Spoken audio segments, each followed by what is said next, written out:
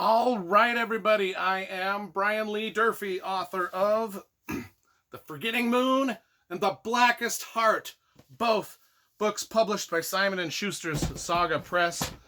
Today, I'm going to be reviewing two books, but in two separate videos. It's a Saturday. I had nothing to do all day, so I read two different books. First book I read was C.J. Box's Nowhere to Run. I will leave a review of that elsewhere on my channel. This review, though, is going to be Louis L'Amour, The Man Called Noon. Those are two books I read today. We're going to leave reviews. Now, listen, there's a lot of similarities between these two books. They're both Westerns. This one an old-timey Louis L'Amour. This one a more modern one by C.J. Box.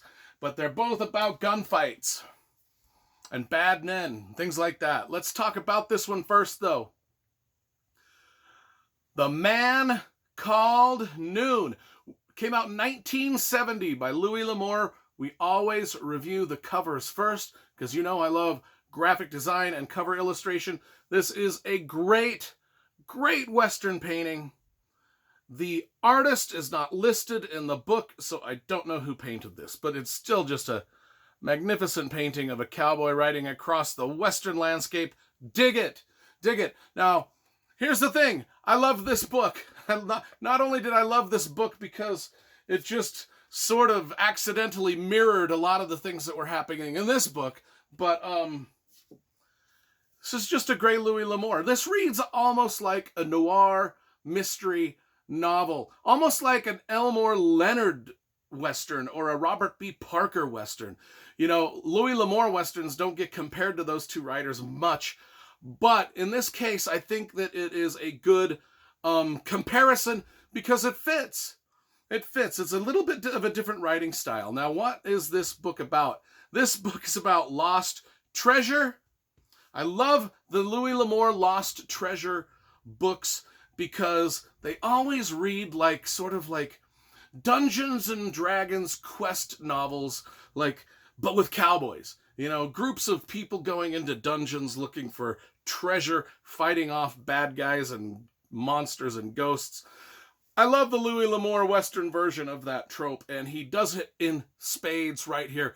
Also, this is also can be compared to Robert Ludlum's The Bourne Identity, because in the start of this book, the man, all he knows is he's been shot in the head, and the bullet glanced off, and he's fallen out of a window of a saloon, and he's laying on his back, and he wakes up in that position with no memory. He's like, I don't know who I am, but he knows people are chasing him. So he picks himself up. There's a train racing by, and he jumps onto the train and escapes. And then the train starts to slow down. The train starts to slow down, and it's making it stop just a little way up the road. In fact, it stops, and there's an old man on the train car with our mysterious cowboy who can't remember who he is, our Jason Bourne of cowboys. And the old man is like, oh, look, it's you. Oh, and the train's stopping right where the gallows pole is and the noose right there. They were going to hang you. And look, you made it to your own hanging. So it's kind of like got a kind of a funny beginning, but he does escape. And the only thing he remembers about himself is that he's being chased by a guy named, what was the guy's name? Janish, Janish. The gunfighter Janish is after him. And also within his pockets, he finds a letter written to a man called Noon. That's why it's called The Man Called Noon. And he assumes he must be Noon because in the letter is sort of directions to a treasure of 500,000 gold coins. Actually, turns out they're not gold coins, they're gold musket balls. And another cool thing about this is there's a cool house. Just like I said, it's like a Dungeon and Dragon adventure crawl. This book is, he goes and he's looking through this house. Now, the house is built against a red rock cliff. And it's kind of like built into the cliff a little bit. And he searches the house for kind of the treasure. He knows he's on the right path, and he searches, can't find anything. He's like, I'm missing something. He searches again, and then he moves it. Just like in every dungeon adventure, there's always a secret door. Always a secret door hidden behind a bookcase or under a rug or behind a picture or something like that. And so he kicks the dust off the rug, and there's a secret door, and it goes into a cave. And the cave has like a pulley system, and it goes up to a secret area where, things happen. Just cool, just cool. I mean, it's just a short little Western adventure novel.